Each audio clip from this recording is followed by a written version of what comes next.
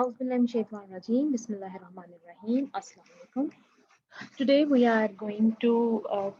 find out a relationship to find the Schrödinger wave equation for a free particle. तो किसी भी particle को सबसे पहले हम देख लेते हैं कि फ्री पार्टिकल कब कहते हैं. A particle is called free particle when it is not subjected to any potential energy barrier. जब कोई पोटेंशियल एनर्जी बैरियर नहीं होता तो वो जो पार्टिकल है वो फ्रीली मूव कर सकता है स्पेस में किसी भी रिस्ट्रिक्शन के बगैर, तो उसको भी हम फ्री पार्टिकल कहते हैं. जैसे अगर एक इलेक्ट्रॉन है और उसको हम रिमूव कर दें किसी एटम में से आयनाइजेशन के तरीके से, या फिर अल्फा पार्टिकल्स हैं, बीटा पार्टिकल्स हैं that have been emitted from radioactive materials, तो ये सब के सब फ्री पार्टिकल्स कहलाते हैं क्योंकि इनके ऊपर किसी भी किस्म का कोई पोटेंशियल बैरियर या कोई पोटेंशियल एनर्जी एग्जिस्ट नहीं करती या इनको रिस्ट्रिक्ट नहीं करती, इन पे एक्ट नहीं करती.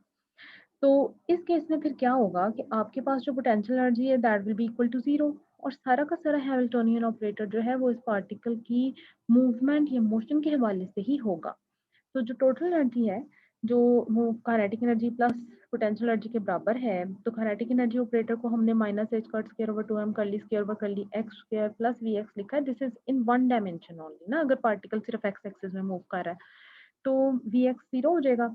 और h will be equal to minus h cut square over 2m कर ली स्क्वायर ओवर कर ली एक्स स्क्वायर. मतलब एक्स एक्सिस में ये पार्टिकल इस एनर्जी के साथ मूव कर रहा है. अब हम इसके कोरेस्पोंडेंट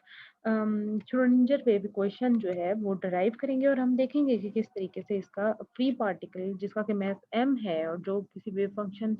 साई है उसका और वो मूव कर रहा है एक्स एक्सिस में, तो उसकी श्रोडिंगर वेव इक्वेशन कैसे हम उसको जो है डराइव कर सकते हैं time independent. So here, the energy operator H when applied on a wave function will give you the eigenvalue of energy and psi the wave function. अब H की वैल्यू हमने पुट की और हमारे पास इसको रीअरेंज करने के बाद एक सेकेंड ऑर्डर डिफरेंशियल इक्वेशन बन जाती है जिसमें curly square psi over curly x square plus 2me over h cut square psi is equal to zero आ जाता है. यहाँ हम 2me over h cut square को k से रिप्लेस कर देते हैं, k स्क्वायर से सॉरी. तो ये हमारे पास एक सेकेंड ऑर्डर डिफरेंशियल इक्वेशन बन गई है और इसका जो सॉल्यूशन है general solution it can be a cos x plus b cos k x इस फॉर्म में होगा. अब क्योंकि इसमें कोई बाउंड्री कंडीशंस तो हमने अप्लाई नहीं की, पार्टिकल जो है वो फ्रीली मूव कर रहा है, we don't need any boundary conditions. तो फिर हम हमारे पास जो a और b और इवन k है ये सब कांस्टेंट्स हैं और इनकी जो वैल्यू है वो कोई भी ले सकते हैं हम क्योंकि कोई बाउंड्री कंडीशन नहीं है. तो जो रिलेशन है बिटवीन the relation है between cos kx और sin kx in terms of exponential function हम लिख सकते हैं exponential iota kx और exponential minus iota k x. तो आयोटा के एक्स को हम लिखेंगे cos k x plus iota sine k x की फॉर्म में और फाइनली माइनस वाले को हम लिखेंगे cos k x minus iota sine k x की फॉर्म में और ultimately they will give us some kind of result. तो ये इन रिलेशनशिप्स को यूज करते हुए साई जो है उसको हम लिख सकते हैं a exponential iota k x plus b exponential minus iota k x की फॉर्म में. यहाँ पर जो exponential plus minus iota k x है this is the eigen function of the linear operator, momentum operator का आइगन फंक्शन है जिसकी की eigen value plus minus h cut k है. तो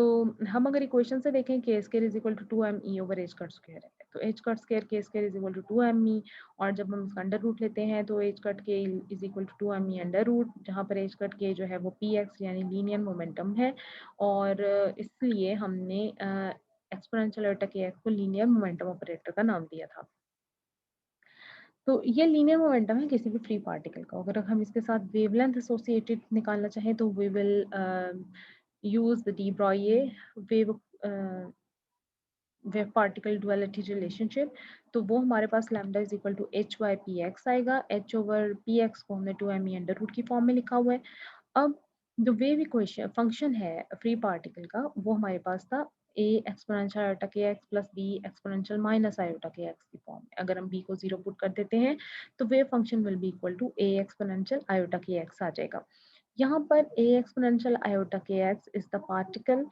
wave of the free particle moving along the positive x axis और उसका linear momentum 2me under root के बराबर है और wavelength h over 2me under root के बराबर है. सिमिलरली अगर हम a को 0 कर दें तो wave function will be equal to b e minus iota k x, यानी आप यहाँ पर b e minus iota k x जो है वो एक ऐसा पार्टिकल वेव है किसी भी फ्री पार्टिकल की जो कि minus x negative x axis में ट्रेवल कर रहा है और उसका जो लीनियर मोमेंटम है minus two m e under root है और वेवलेंथ जो है minus h over under root two m e के बराबर है।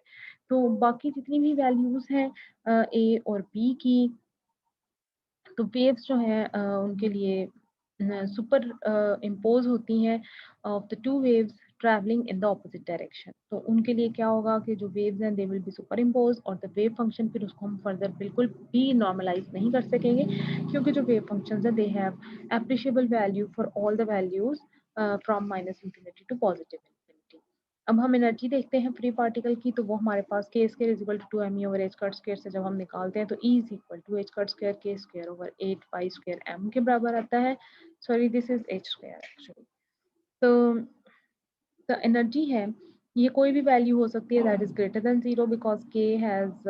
Any value. तो energy of free particle quantized नहीं है, आप देखें n का फैक्टर नहीं है कहीं भी, तो एनर्जी स्पेक्ट्रम इसका फिर कॉन्टिन्यूअस होगा फ्री पार्टिकल का, ना कि हमारे पास डिस्क्रीट होगा क्योंकि n की वैल्यू इसमें एग्जिस्ट नहीं करती है। तो फ्री पार्टिकल को थ्री डायमेंशन में जब देखते हैं तो एक्स एक्सिस के लिए के एक्स स्क्वायर और साई एक्स वाला कंपोनेंट आ जाता है और इसमें k x square is equal to 2 m over h का स्क्वायर आएगा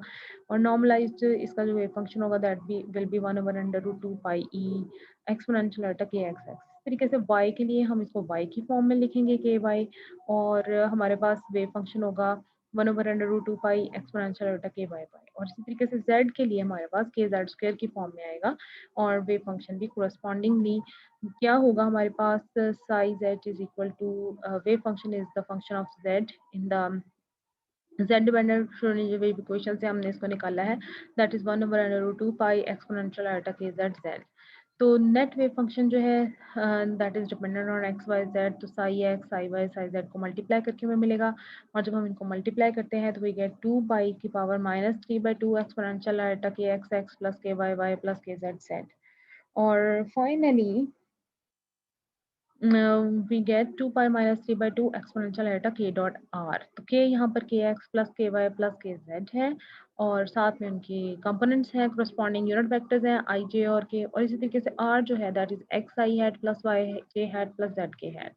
तो हम k dot r की फॉर्म में इसको लिख सकते हैं। Total energy will be the sum of all the components ex plus ey plus ez and this will give us the h cut square over 2m kx square plus ky square plus kz square, जिसको हम k square mod की form में लिख सकते हैं which is the magnitude of the k vector। The total energy total number of orientation of wave vector which preserve its magnitude is infinite। तो energy जो free particle की है वो इन्फिनिटली डिजनरेट है और दूसरा ये कि वो कंटिन्यूअस है, यानी देखें किसी भी फैक्टर में आपने n नहीं देखा है तो इसका मतलब है कि ये कंटिन्यूअस एनर्जी होगी फ्री पार्टिकल की।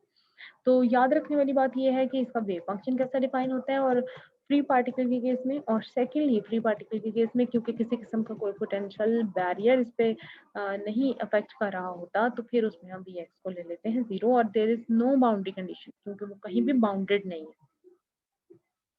फ्री है तो ऑब्वियसली कोई बाउंड्री कंडीशंस भी नहीं